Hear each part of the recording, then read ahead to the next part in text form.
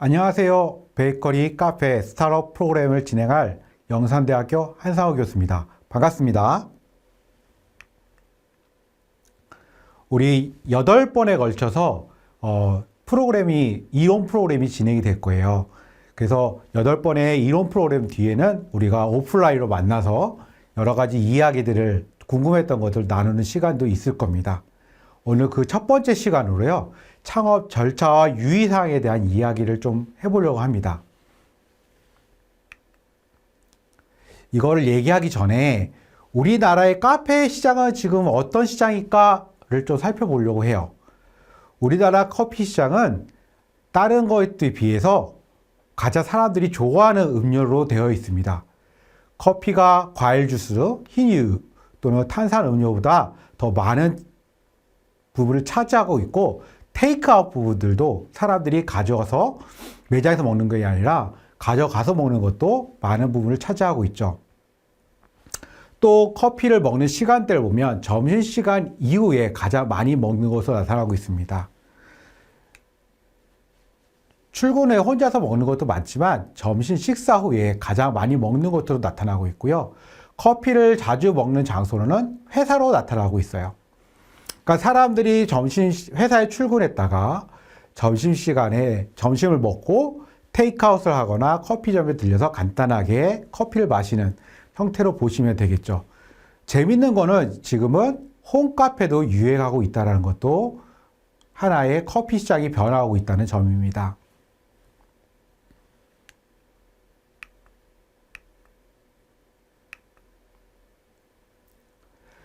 카페와 일반 식당의 면적을 좀 비교해 보면요. 적은 면적은 아무래도 카페가 조금 더 높고요. 카페가 어느 정도 규모가 있는 것은 일반 식점이 많습니다. 그런데 아주 대단위로 가버리면 카페와 일반 식당의 규모는 비슷한 걸 볼 수 있어요. 그래서 좀 이따도 한 번 더 보겠지만 카페가 결코 작은 곳은 아니다 라고 보시면 될 것 같아요. 우리 카페의 종사자 수도 1명에서 4명이 가장 많고요. 그러니까 조그만 카페가 조금 더 많다라고 보시면 될 거고요. 대형 카페도 생각외로 많이 있다라고 보시면 될 것 같습니다. 프랜차이즈 같은 경우에 카페가 어떻게 변하는가 봤더니 고급화와 저급화 시장으로 변하고 있어요. 이거는 프랜차이즈뿐만 아니라 일반 카페들도 마찬가지입니다. 그래서 2,000원 이하의 저가 상품을 판매하거나 아니면 아주 고가 브랜드를 만들어서 점포수를 증가시키는 추세입니다. 그러니까 매장을 차릴 때 아예 넓은 크기로 많은 사람을 수용할 수 있게끔 만드는 커피점 또는 스페셜티나 아니면 브로잉, 우리 말하는 핸드드립 커피로 하는 커피점이 생기거나요. 아니면 1,000원, 2,000원 정도의 저가 전략을 하는 카페들이 생겨나고 있다는 거예요. 그 중간 단계는 거의 사라지고 있다라고 보시면 돼요. 그래서 보시면 2007년도에는 고가 브랜드와 저가 브랜드의 개수의 차이가 있었지만 2021년도에는 그 차이가 거의 없는 것을 볼 수 있습니다. 그만큼 이제 저가와 고가가 양분화되고 있고 여러분들도 내가 고가 커피로 갈 건지 고급화로 갈 건지 또는 대형화로 갈 것인지 아니면 저가 아니면 소규모로 갈 것인지를 결정하시는 단계를 거치셔야 될 것 같습니다. 우리가 규모별 카페를 얼마나 이용하나요? 라고 하면 대형 커피점도 많이 사람들이 이용을 하고 있고요. 소형 커피점도 많이 이용하고 있어요. 그런데 보시면 대형 카페, 요 주황색이 이전보다 덜 이용하고 있어요 라고 얘기하는 거예요. 그래서 대형 커피점은 이전보다 덜 이용하고 있고 소형 커피점은 점점 많이 이용하고 있는 걸 볼 수 있죠. 아까 말한 대로 고급화와 저급화, 또 대형화와 소형화가 이제 확실하게 양분화되고 있다는 걸 다시 한번 보여주고 있습니다. 카페에 방문할 때 단순히 옛날에는 크기만 봤었는데 지금은 그렇지 않고 커피의 맛을 중요하게 생각하고 있어요. 그러니까 소비자들이 옛날에 그냥 커피 그러면 그냥 맥심, 다방 커피 이렇게 마셨는데요. 지금은 커피의 맛을 알아가고 있다는 겁니다. 그래서 이 커피점은 어떤 원두를 사용하고 어떻게 커피를 내려서 어떠한 맛을 추구하고 있는지, 이 맛이 나와 맞는지를 알아보고 그 맞는 맛을 사람들이 찾아가고 있다는 거예요. 그래서 이 커피의 맛을 가장 중요하게 생각하고 그 다음이 접근성, 그 다음에 가격입니다. 그 다음이 분위기죠. 그래서 내가 얼마나 맛있는 커피를 먹을 수 있는데 얼마나 잘 갈 수 있는 곳인가. 그래서 주차장도 중요하게 생각할 수 있어요. 또 커피의 가격. 생각보다 커피의 가격이 낮게 보죠. 이제는 맛이 좋으면 소비자들은 5,000원, 8,000원, 10,000원 정도의 커피에도 가격을 충분히 지불할 마음이 있다는 겁니다. 어저께도 제가 스페셜티 커피를 내리는 매장에 갔다 왔는데요. 한 잔에 9,000원 정도 해요. 그래도 사람들이 꽉 차 있는 걸 볼 수 있었습니다. 그만큼 커피 가격보다는 이제는 커피의 맛을 더 중요하게 생각하는 시대가 돼가고 있다라고 보시면 될 것 같아요. 우리 카페 창업 현황입니다. 우리 경남 지방에서의 현황인데요. 진주와 창원, 그 다음에 김해, 양산의 일부 지역에 카페가 좀 더 많이 차려져 있고요. 거제는 아직까지는 조금 적은 걸 볼 수 있어요.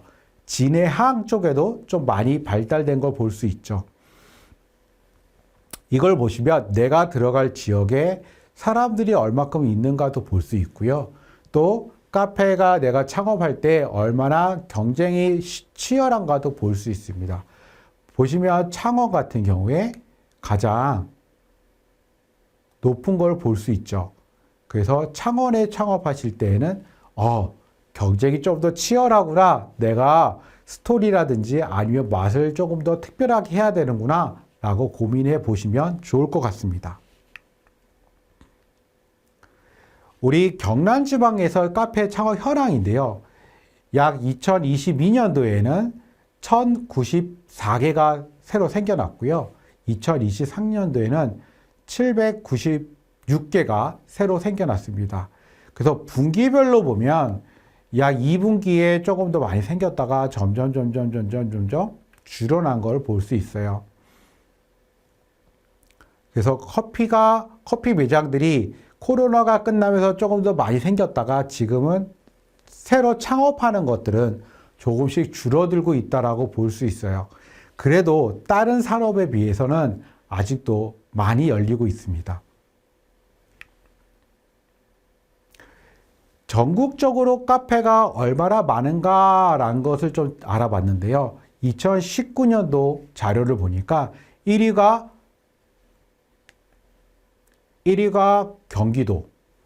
경기도가 가장 넓죠. 예, 그리고 2등이 서울이고요. 3위가 의외로 경상남도입니다. 저는 강원도가 커피를 밀고 있어서 강원도가 높을 줄 알았는데 강원도가 10위예요. 가장 적고요.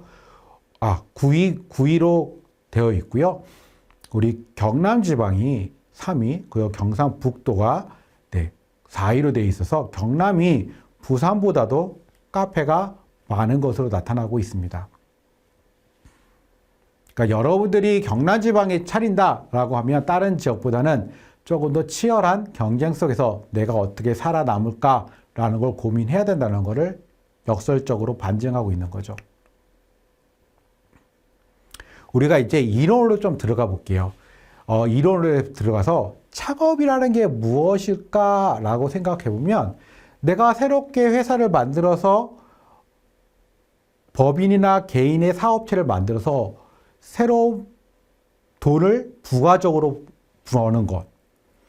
내가 기존의 기업을 다니고서 부를 창출하고 있지만 또 그 외에 부가적인 부를 창출하기 위해서 새로운 곳을 만드는 것을 우리가 창업이라고 볼 수 있어요. 이 창업을 위해서는 내가 갖고 있는 인적, 물적 자원들을 효과적으로, 효율적으로 활용하고 또 잘 구성해야 됩니다. 그래서 내가 원하는 목적에 달성할 수 있어야 되고요. 그것들을 통해서 나의 이익을 추구할 수 있어야겠죠. 또 내가 생각한 아이디어 또는 내가 생각한 물품을 어느 지역에 누구에게 즉 어느 시장에다가 판매할 것인가 어느 지역에서 사업 활동을 시작할 것인가 를 고민하고 실행하는 것을 우리가 창업이라고 정의해 볼 수 있습니다. 우리 창업의 목적을 좀 살펴보면 단순히 돈을 벌기 위해서 또는 직장 생활이나 남의 이 밑에서 일을 못해서 창업을 할까? 이럴 이유가 의외로 많아요. 네. 그런데 우리가 조금 고민해 봐야 될 건 내가 왜 사업을 해야 되는가? 또 어떻게 아이템을 개발해야 되는가? 어떤 아이템을 해야 되는가? 이런 합당한 사유와 목적이 명확하게 있어야 성공을 할 수가 있습니다. 그래서 창업자는 창업 마인드, 내가 창업을 하려고 하는 또는 새로운 사람들을 만나서 내가 무엇을 창출하려는 열정도 있어야 되고요. 또 힘들어도 그걸 이겨내겠다는 역경을 극복하려는 굳은 의지도 있어야 됩니다. 이런 창업 마인드가 있어야 되고요. 또 내가 하려고 하는 것에 어떤 스토리를 입힐 것인지 또 어떠한 내가 경험을 갖고 있는데 그 경험들을 어떻게 입힐 것인지를 고민해 봐야 돼요. 그래서 창업 사업 계획서라는 것을 잘 만드셔야 되고 거기에서의 목적이 명확하게 드러나야 됩니다. 다시 말하면 창업의 궁극적인 목적은 단순하게 이유를 창출하는 게 아니라 내가 원하는 가치를 창출해 나는 것이고요. 그 가치를 창출해서 부가적으로 오는 것이 수익이라고 보시면 될 것 같아요. 그래서 내가 원하는 가치는 무엇인가? 이 가치를 어떻게 창출할 수 있을까를 고민해보고 그걸 실현해보는 것. 이것이 창업의 목적이고 창업이라고 볼 수 있을 것 같습니다. 창업을 실제로 실행하는 요건을 보면 평생 직장이라는 인식이 이제 변화됐어요. 고용이 불안합니다. 어느 지표를 보니까 우리나라 직장인의 퇴직 나이가 평균 49세로 나오더라고요. 그리고 은퇴 나이. 은퇴라고 하는 것은 내가 이제 경제 활동을 멈추는 나이는 약 65세로 나오고 있습니다. 그러면 약 16년의 갭이 생기죠. 이 갭을 내가 어떤 일을 해서 경제적인 활동을 계속해서 이어갈까라는 고민을 하게 되고요. 이런 고민 속에서 창업을 고민하게 되죠. 또 전자상거래가 발달되고 SNS가 발달되면서 소자본으로 온라인 쇼핑몰 등으로 같이 소자본으로 창업이 가능하고 또 유튜브라든지 이런 것이 나오면서 단기간에 수익이 발생할 수 있다는 기대감에 창업을 준비하기도 합니다.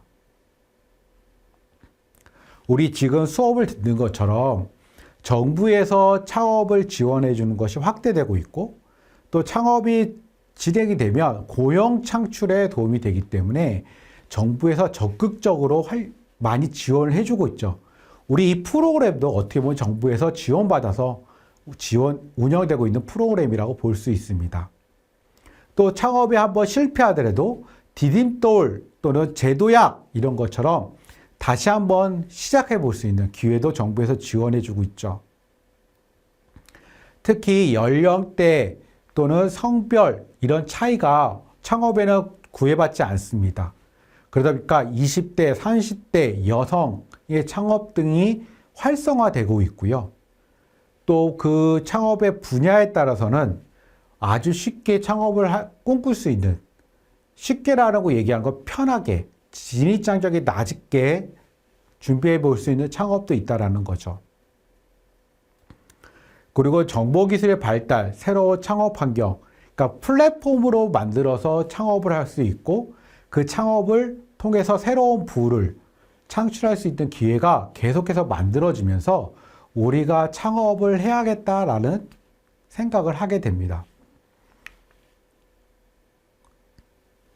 그래서 창업을 하게 되면 내가 무슨 장점이 있을까라는 걸 살펴보면 먼저 내가 원하는 대로 할 수 있다라는 거예요.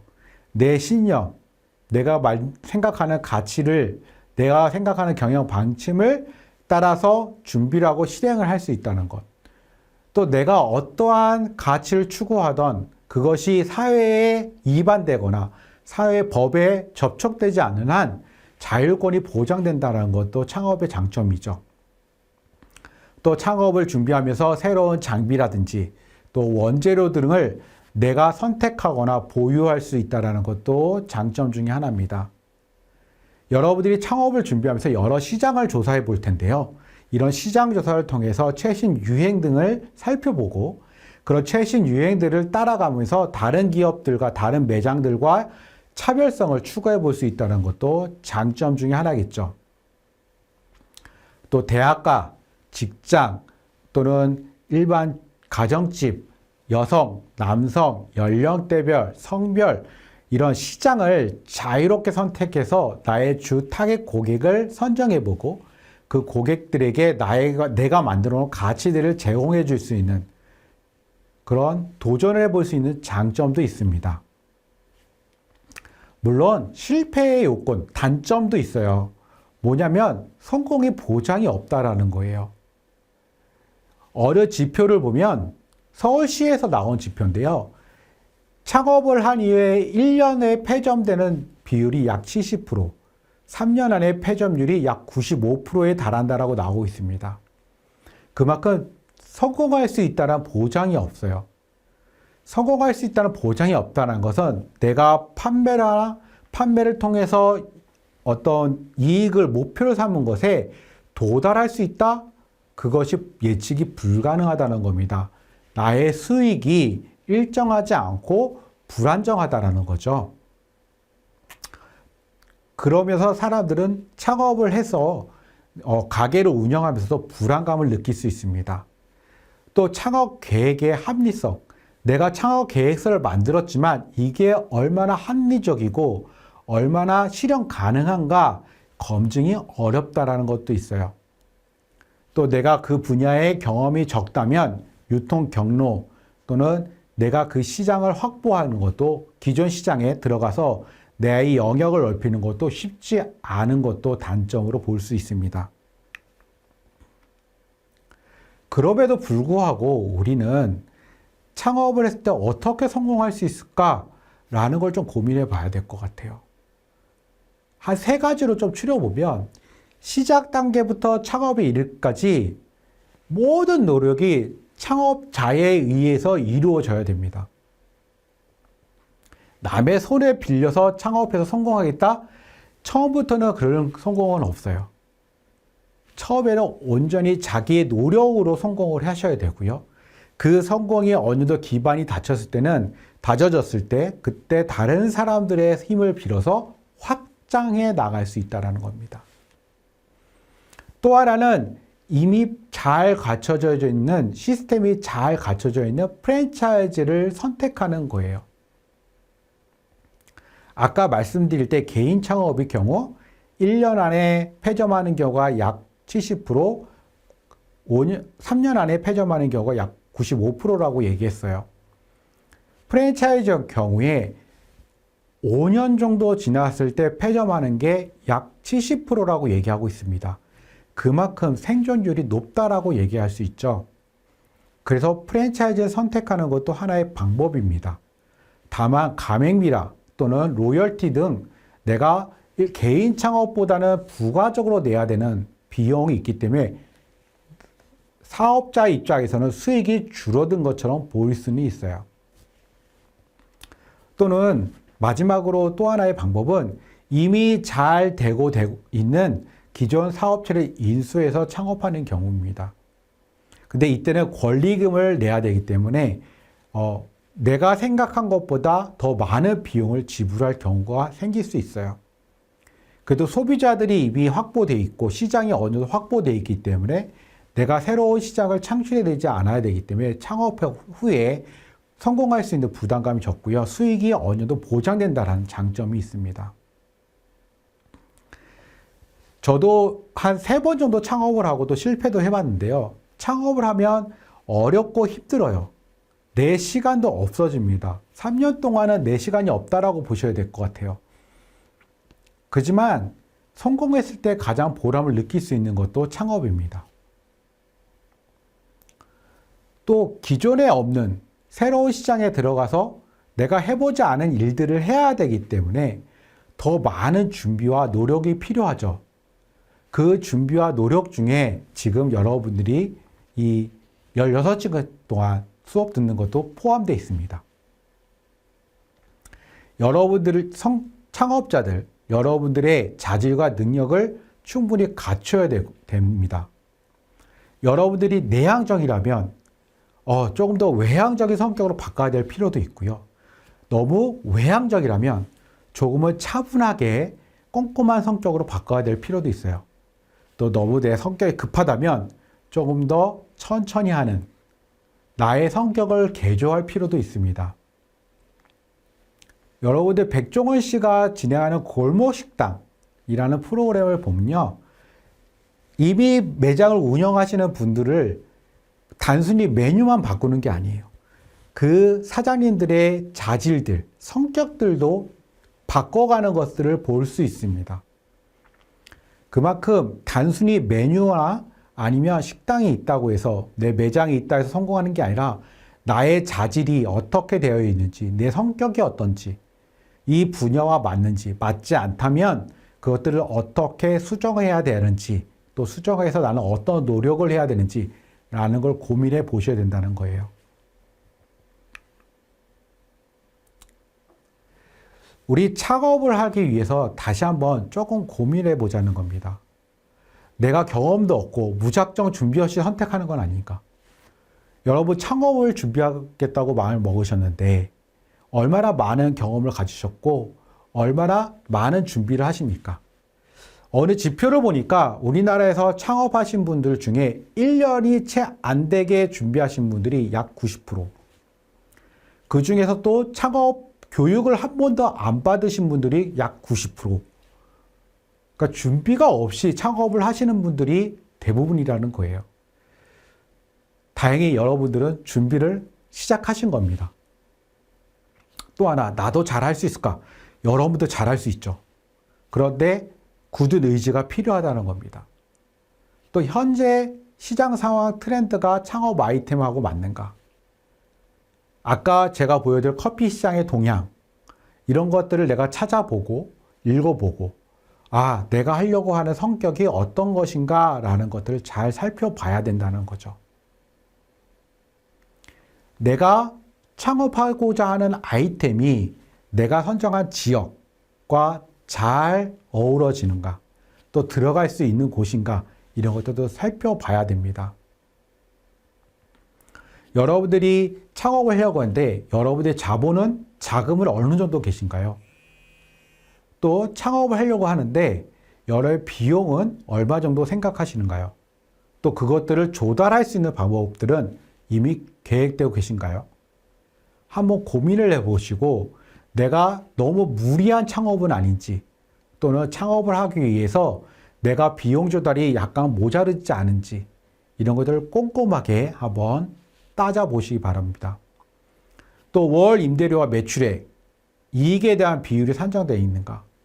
우리 상권 분석 시간에 조금 더 얘기할 건데요.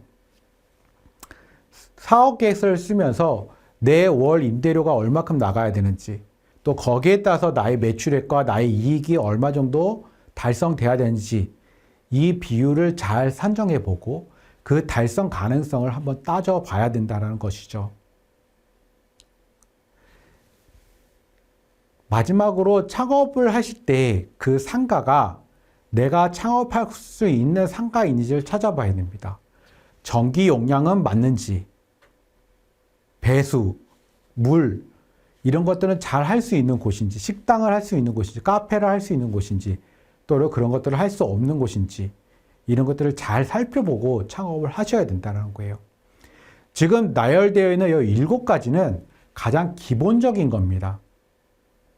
이거 외에도 우리가 이론 수업을 진행하면서 또 만나서 이야기를 하면서 조금 더 창업을 위해서 준비해야 될 것들, 또 여러분들이 가지고 있는 생각들을 한 번 더 점검해 보시기 바랍니다. 이것으로 첫 번째 시간을 마치도록 하겠습니다. 총 8개의 인강이 있습니다. 놓치지 마시고 여러분들 잘 들으시고요. 우리 오프라인으로 만나는 날 다시 뵙겠습니다. 감사합니다.